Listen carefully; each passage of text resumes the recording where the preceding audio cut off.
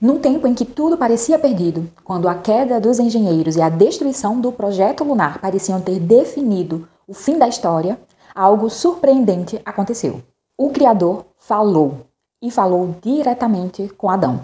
E é aqui onde começa a nossa aula, onde a ruína dá lugar ao recomeço.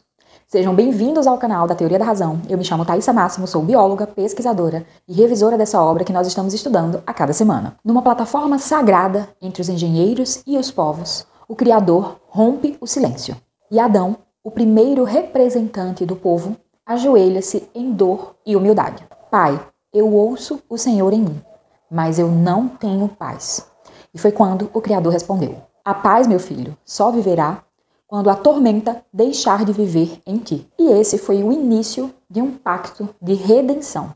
Adão recebeu uma missão imensa: tornar-se o líder de toda a cadeia evolutiva da Terra. Seu exemplo provará que é possível subir da Terra à hierarquia celeste, fazer parte da Trindade, governar nos tronos e voltar como Messias para redimir os povos da Terra. E essa nada mais é, como a gente já viu em outras aulas, a história de sucesso de Jesus. Mas não era só Adão quem precisava se preparar, o planeta Terra também. Para receber esse novo ciclo, o planeta passou por um colapso completo. Maremotos, dilúvios, geleiras, terremotos, tudo se rompeu. Era como se fosse necessário zerar a história. Os corpos dos engenheiros, antes gigantescos, precisavam se adaptar à nova realidade física. Mas isso não era o suficiente. Essa transmutação individual não bastava. Era preciso reequilibrar o planeta inteiro. Diante de toda essa transformação, dessa extinção em massa, a água, o reino das águas, e por isso mesmo que ele é considerado o berço da criação, ele foi o responsável por registrar, por gravar todas as memórias desses erros que aconteceram, do sofrimento do Criador.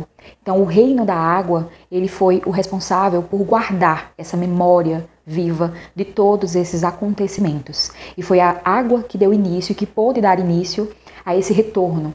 A vida pôde começar a se iniciar novamente, porque a água, naquele momento, existia. E por ser o berço da criação, até biologicamente nós sabemos que não existe a vida, ou não existiria a vida no planeta Terra se não existisse a água. Então ela realmente é esse berço da criação, considerado o reino do amor, onde tudo se iniciou, onde essa trajetória de redenção foi iniciada. O Criador, então, inicia a reconstrução da vida. A Terra seria como um novo Éden, mas não mais como o original. Com a missão, então, de equalizar os engenheiros caídos que haviam se tornado prepotentes e harmonizá-los com os povos. Mas havia um problema. Se os povos crescessem demais em tamanho, enlouqueceriam, não conseguiriam dar conta daquela estrutura. Se os engenheiros diminuíssem também demais, muito além de tamanho, eles também enlouqueceriam, não dariam conta daquela estrutura. A solução foi dada aos engenheiros siderais leais.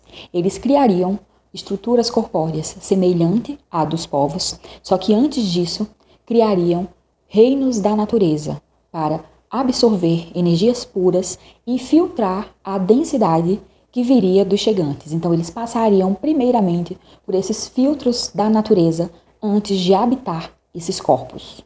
Mas o desafio maior ainda viria. Como permitir, como fazer com que engenheiros e povos coexistissem? E a resposta, a proposta foi muito ousada. Reunir suas consciências em um mesmo corpo. Não mais em corpos simples. Agora em sistemas múltiplos compostos de no mínimo 72 consciências interligadas, habitando um único corpo material. E como estratégia para garantir o equilíbrio, as suas memórias foram seladas, ou seja, todos eles receberam o presente do esquecimento.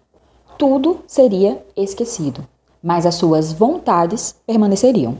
Esses impulsos misteriosos que seriam sentidos por esses sistemas múltiplos, como um medo, uma virtude, uma compulsão, representariam, na verdade, um eco das suas existências passadas. Mas eles não teriam a lembrança, a memória dos acontecimentos, dos fatos, apesar de terem o impulso para agir de maneira A ou maneira B.